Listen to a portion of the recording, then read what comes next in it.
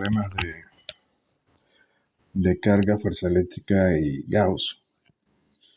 A ver, en este problema nos dicen con qué fuerza actúa una carga Q sobre las caras de un tetraedro regular colocada en el centro. Tenemos aquí un tetraedro regular y tenemos una carga colocada en el centro positiva. La densidad de carga superficial de las caras es sigma, es decir, también está cargada positivamente. ¿Con qué fuerza se repelen las caras? Y la parte B, ¿con qué fuerza se repelen las caras de un cubo y las de un tetraedro cargadas uniformemente? Bueno, aquí tenemos entonces un tetraedro cargado uniformemente con una carga Q en su centro. Nos piden es la fuerza que actúa sobre la carga Q. ¿Con qué fuerza actúa una carga Q sobre las caras? Es decir, la fuerza eléctrica de la carga Q sobre las caras del tetraedro que también está cargada.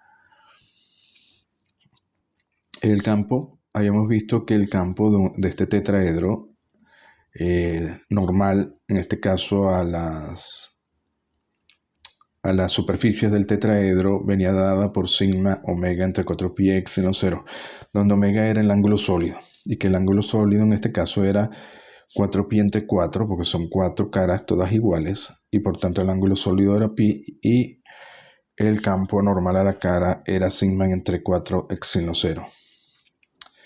Entonces, ¿cuál va a ser la carga que experimenta la carga Q? Va a ser ese campo por la carga Q, es decir, Q sigma entre 4 epsilon 0, y por reacción, la reacción a esta fuerza es la fuerza que experimentan entonces cada una de las caras del tetraedro, y va a ser igual a esto, ¿no? Q sigma entre 4 epsilon 0. Luego la parte B es con qué fuerza se repelen las caras de un cubo que está cargado uniformemente y tiene arista de longitud L con carga superficial sigma.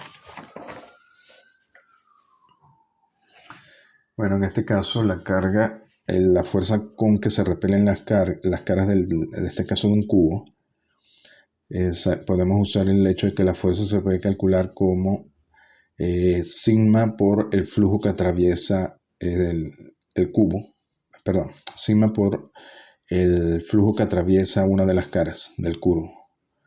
En este caso tenemos un cubo de arista L, es decir, con caras que son cuadrados, y tenemos 6 caras, ¿no? Y queremos ver con qué fuerza se repelan entre ellas. Por ejemplo, si tomamos esta cara central, la fuerza que experimenta esta cara central va a ser sigma por el flujo eléctrico que la atraviesa. Y ese flujo eléctrico va a venir por cada una de las caras que producen un flujo eléctrico que termina atravesando esta cara del cubo. Luego, por supuesto, recuerden que la propia carga no puede generar fuerza. Por tanto, este sería el flujo eléctrico de las otras 5 caras.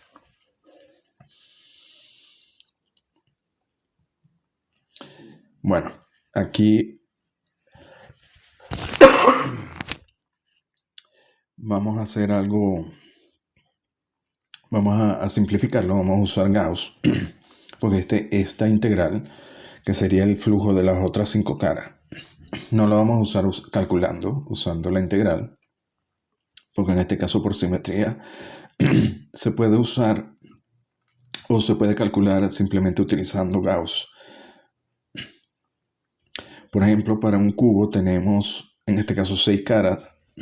Si el cubo tiene carga total Q, que se distribuye uniformemente sobre todo el cubo.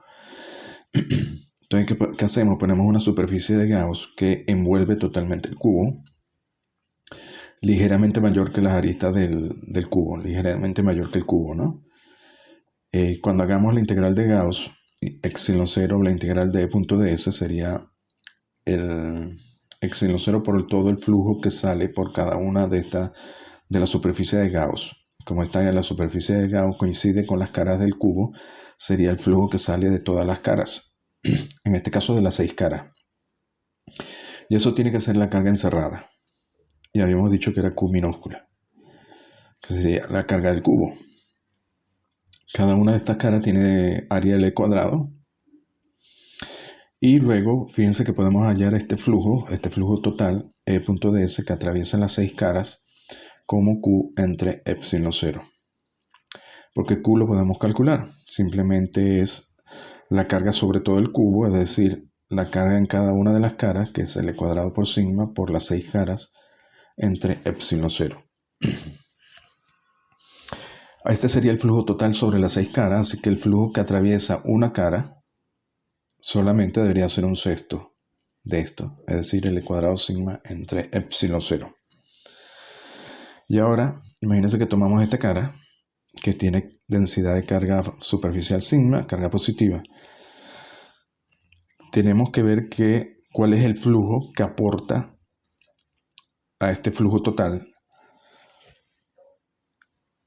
la propia cara, porque ese flujo lo tenemos que sacar porque no lo podemos tomar en cuenta cuando vayamos a calcular la fuerza eléctrica que actúa sobre una cara. En este caso, supongamos que tomamos esta cara, entonces tenemos esta carga positiva que genera dos flujos, uno hacia afuera del cubo y uno hacia adentro del cubo.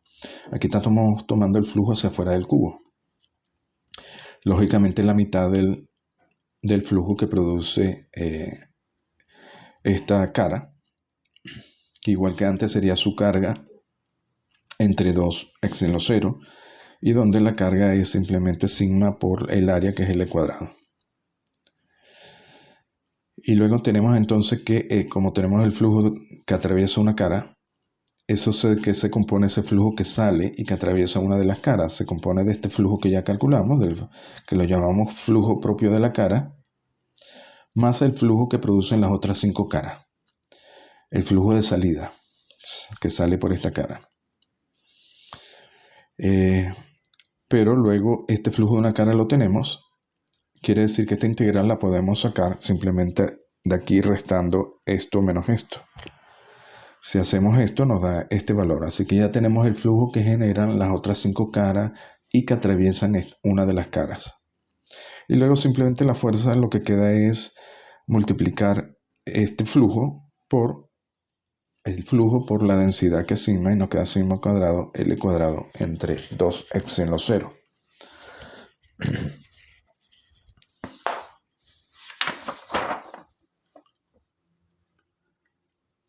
Luego, la parte B nos dice que también lo hagamos para un tetraedro, el mismo cálculo regular. Bueno, hacemos el mismo procedimiento. Primero llamamos el flujo total como Q entre epsilon 0, donde Q es el área por sigma por 4, porque tiene 4 caras. El área, esto se está formado por triángulos de aristas iguales, LLL, con área base por altura entre 2, donde esta altura sería L cuadrado menos esto, que es L medio al cuadrado. Tenemos el área y podemos calcular el flujo total como sigma entre epsilon 0 por 4 por esta área.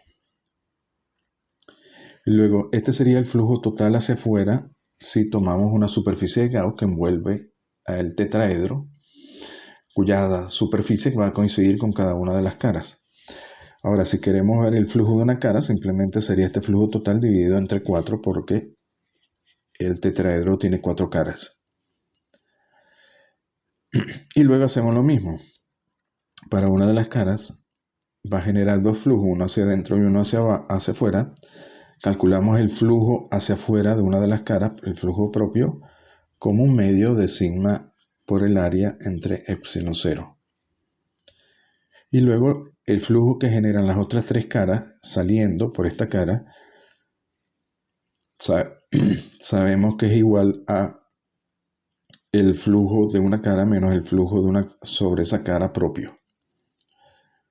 Hacemos la diferencia y luego simplemente nos queda multiplicar por sigma este flujo total para hallar la fuerza que actúa sobre cada una de las caras del tetraedro. A ver, en este nos dicen cuál es la intensidad del campo eléctrico entre dos planos infinitos y paralelos, cuya densidades superficiales de carga son más sigma, más sigma, más sigma menos sigma. Bueno, a ver, si tenemos más sigma, estos son dos planos infinitos. Los flujos, los campos eléctricos a ambos lados de este plano infinito, sabemos que sigma entre 2 epsilon 0. Como es positiva la carga y este iría hacia afuera, aquí también iría hacia afuera, igual este hacia afuera y hacia afuera. Entonces tenemos aquí un flujo interno y uno externo. El interno, fíjense que tenemos un flujo hacia abajo, un flujo hacia arriba, que son iguales y por tanto el flujo interno sería 0. Sería este caso. Y al externo tendríamos el flujo de la placa superior, el de la inferior, que van hacia afuera. Este sería, y el flujo sobre esta placa, el flujo de la placa segunda, de la segunda placa, como es positiva, va hacia arriba.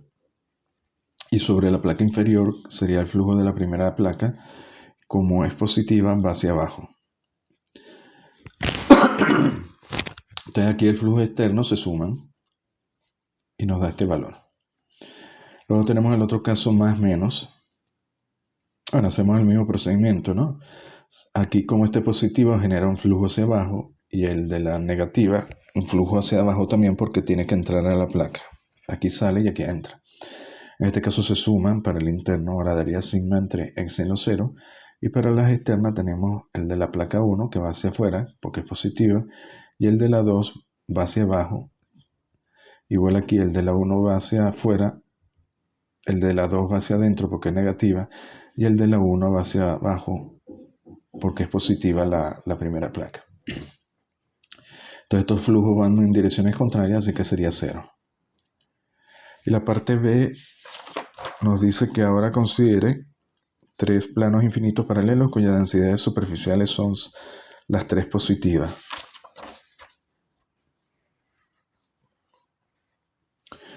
Bueno, tenemos esto. Esto nos deja, esta sería la primera, segunda y tercer plano.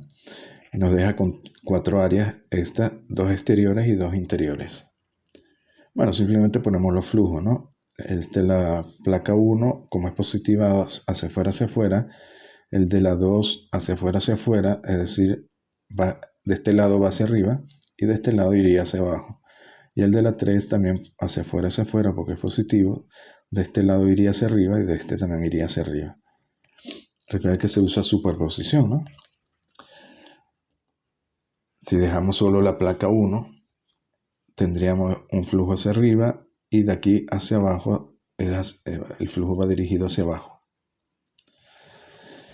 Y luego hay que sumarlo con las direcciones de la flecha. Aquí sería positivo el flujo exterior 1, es decir, 3 sigma entre 2x en los 0.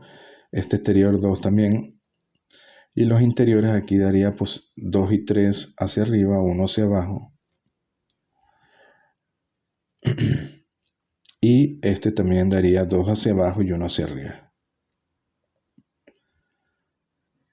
Sería este caso, 2 hacia abajo, 1 hacia arriba. Daría hacia abajo y este daría hacia arriba. Este es parecido, este otro problema, solo que ahora nos dice que tenemos dos planos infinitos que se cortan formando un ángulo alfa. Son dos planos infinitos. Dividen el espacio en 4 zonas. ¿Qué intensidad tendrá el campo eléctrico en la zona 1 y 2? Si la densidad de carga de las placas son sigma menos sigma. Bueno, aquí actuamos en cada una de las áreas. Por ejemplo, en el área 2 tenemos la placa negativa.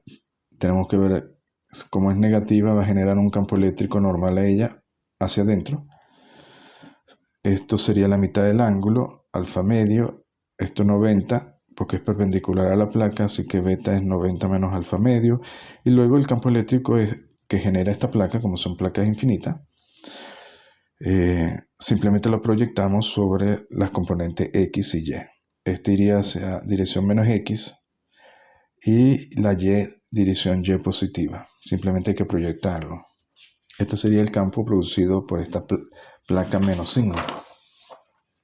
Hacemos lo mismo para la placa más sigma, solo que ahora el flujo sale hacia arriba, sale de la placa Y proyectamos este flujo AC positivo hacia arriba sobre los ejes X y Y.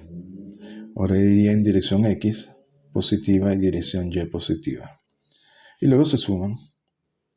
Y ya obtenemos el flujo en el área 2. Y esto, claro, estos flujos habíamos visto que como son placas infinitas es simplemente sigma entre 2 epsilon 0. Y para la región 1, que es esta área, hacemos lo mismo. Este iría hacia afuera, este sería hacia adentro, proyectamos sobre X, Y y sumamos. Y ahora depende del seno de alfa y aquí depende del coseno de alfa. Luego la parte B nos dice que tenemos 4 planos ilimitados con una densidad de carga superficial sigma, se intersectan y limitan un volumen en forma de tetraedro regular. Determina la intensidad de campo eléctrico dentro y fuera del volumen. A ver, el tetraedro regular estaría formado por los 4 lados, la base y las otras 2, 3 y 4 que serían los otros triángulos. Si lo vemos en el plano de la base, este plano XY, tendríamos entonces este triángulo. Esto formaría un ángulo de 30. Estos lados son iguales. El campo, como se forma a partir de planos infinitos, el campo va a ser sigma entre 2 epsilon 0. Cada una de estas con carga positiva va a generar un flujo hacia afuera de la placa.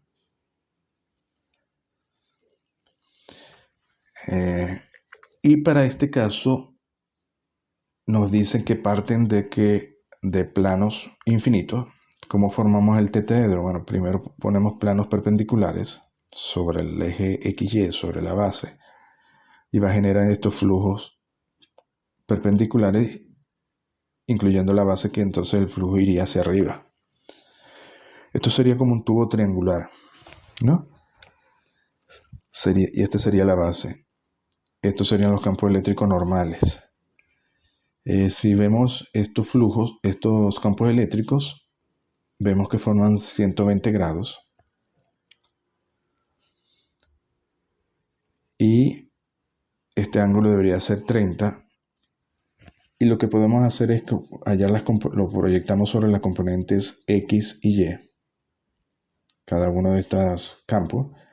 Por ejemplo, 2 va en la dirección Y positiva, 3 iría en la dirección X y en la dirección Y negativa. Y este 4 iría en la dirección X negativa y Y negativa. Y lo proyectamos en coordenadas X y Y. Ahora, ¿qué se hace con estos planos que inicialmente están así para formar el tetraedro? Luego estos planos que estaban perpendiculares hay que inclinarlos. Y una vez que se inclinan, se intersectan y forman el tetraedro. Hay que inclinarlos 19,47 grados. Entonces, ¿qué pasa? Que cuando hagamos eso, ahora antes no había componente Z, porque los vectores eran normales a la base, XY, y no había componente Z. Solo había componente XY. Pero cuando se incline, el campo también se inclina y ahora sí vamos a tener una componente Z. De hecho, esto se inclina formando con el eje Z 70,53 grados. Todo eso sale de la geometría del tetraedro regular. Y las componentes X y Y se van a seguir anulando. De hecho, si suman estas componentes X y Y, si suman E2, E3 y E4, le va a dar 0. Porque las componentes X y Y se anulan. Y cuando lo inclinas, para formar el tetraedro regular, solo nos queda la componente Z. Iría hacia abajo. Pues si tenemos, como aquí tenemos X, Y, X cruz Y, Z iría hacia arriba, ¿no? Entonces en este caso la componente Z va hacia abajo. ¿Y qué es la componente Z? Bueno, sería cada uno de estos campos, que sabemos que es sigma entre 2 epsilon 0 proyectado sobre el eje Z, es decir, coseno de 70,53 multiplicado por 3, porque son 3. Se nos da la componente Z. Esto por esto da 1. Así que nos da sigma entre 2x seno 0 hacia abajo. Esa sería la suma de 2, E3 y E4. Pero resulta que la base genera un campo hacia arriba. Sería este campo igual en la dirección Z positiva es igual a sigma entre 2x seno 0. Así que cuando lo sumen nos va a dar que el campo en el interior del tetraedro tiene que ser 0. Porque el campo 1 va hacia arriba y el campo 2, 3 y 4 va hacia abajo. Y la segunda parte nos dicen es qué pasa si tenemos un punto en el exterior del tetraedro. Bueno, lo podemos poner debajo de la base, aquí en un punto por debajo de la base de la cara 1. Fíjense que en este caso, si ponemos un punto aquí, este punto, en este caso este punto va a ser exterior a la cara 1, que es la base, pero sigue siendo interior a las caras 2, 3 y 4. Es decir, que el campo 2, 3 y 4 sigue siendo el mismo, hacia abajo. Y el campo 1 ahora iría hacia abajo en vez de ir hacia arriba, porque está del lado exterior de esta cara. Y bueno, simplemente ahora se suman en vez de restarse y nos daría sigma entre x seno 0. A ver, en este nos dice que tenemos dos láminas ilimitadas cargadas, se ponen una sobre otra. El espesor de la primera es h y la densidad es ρ. Y nos dicen cuál es la intensidad máxima del campo eléctrico en este sistema si el grosor y la densidad volumétrica de la carga de la segunda lámina son, tenemos tres casos, h menos ρ, 2h menos ρ, 2h más ρ. Esto varía, ¿no? Esto puede ser, la densidad puede ser más o menos ρ y este grosor puede ser h o 2h. Tenemos tres casos. Y antes de calcularlo, vamos a hacer, esto ya lo habíamos visto en un problema anterior. Vamos a ver cómo calculamos el campo eléctrico de una lámina infinita de grosor h fuera de la lámina, en un punto fuera de la lámina, ¿no? Ya habíamos visto que va perpendicular a la lámina en la dirección, en este caso en la dirección x, y es constante y proporcional al grosor h de la lámina. Esto ya lo habíamos visto, ¿no? Aquí pueden aplicar Gauss sobre una superficie de Gauss. Como una lámina infinita en la dirección y, z, el campo no puede depender de y, z, sino de x. Así que tiene que ser perpendicular a x. Entonces solo intervienen estas dos superficies cuando se haga la integral de e.ds. Y la carga encerrada, como estamos trabajando sobre toda la lámina porque es un punto exterior, va a ser ρ por el volumen, que es, si esto tiene superficie S, sería S por H. Y de aquí sacan el campo eléctrico, ¿no? Efectivamente es proporcional a H, siempre que esté a un punto exterior a la lámina y constante. Bueno, vamos a usar este resultado para hacer los cálculos. Vamos a usar superposición, ¿no? Ahora tenemos un punto aquí en el interior de esta lámina, más ρ. Vamos a ver el primer caso que nos decía que esto era h, esto ρ y esto menos ρ.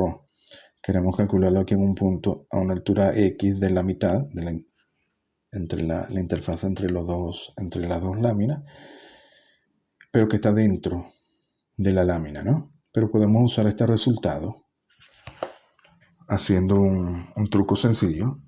Ponemos el punto P dentro de la lámina, pasamos una interfase y nos damos cuenta de que por encima de esta lámina tendríamos una lámina de densidad más ρ positiva, pero ancho h menos x. De aquí a aquí hay h, de aquí a aquí hay x, de aquí a aquí h menos x.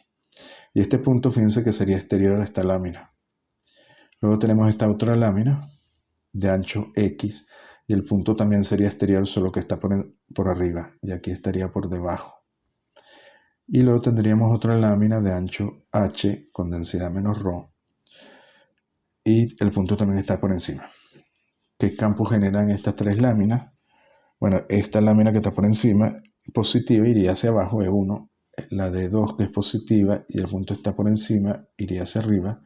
Y esta lámina, como es negativa y el punto está por encima, iría hacia adentro, E3. Y vamos a usar este resultado previo, porque E1 y E2 y E3 lo podemos calcular usando esto, porque solo depende de este ancho. En el primer caso, el ancho es h menos x y ρ positiva. En el segundo caso, el ancho es x, ρ positiva. Y en el tercero, el ancho es h y ρ negativa. Bueno, E3 en módulo sería positivo. Aquí ya está con el signo hacia abajo, con la dirección hacia abajo. Y luego, para sumar el campo en el punto P, solo hay que sumarlo con los signos correctos. Si lo sumamos hacia arriba positivo,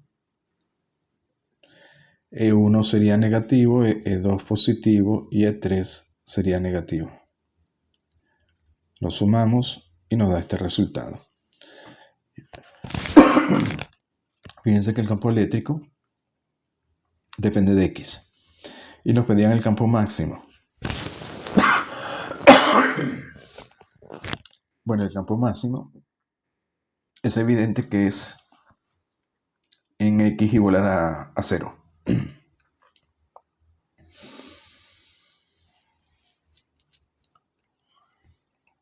Porque X dentro de la lámina varía entre 0 y H. Así que el máximo es en X igual a 0. Y la intensidad máxima daría ρh entre x y lo 0. Fíjense que en x igual a h daría 0. Aquí.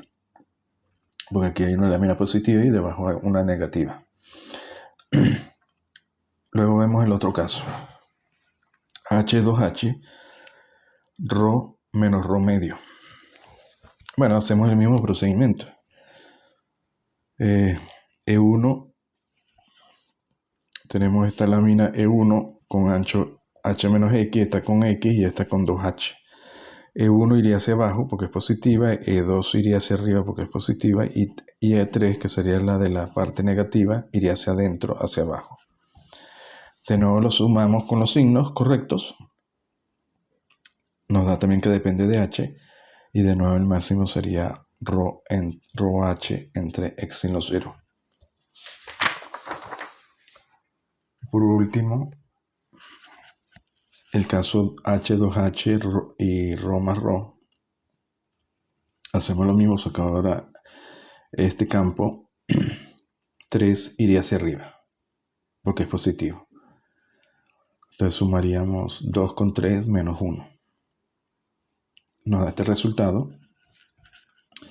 Y en este caso, como X varía entre 0 y H, porque está en esta lámina, entre 0 y H, el máximo ocurre en H, que nos daría 3 ρh entre 2x y lo 0. Bueno, lo dejamos hasta aquí.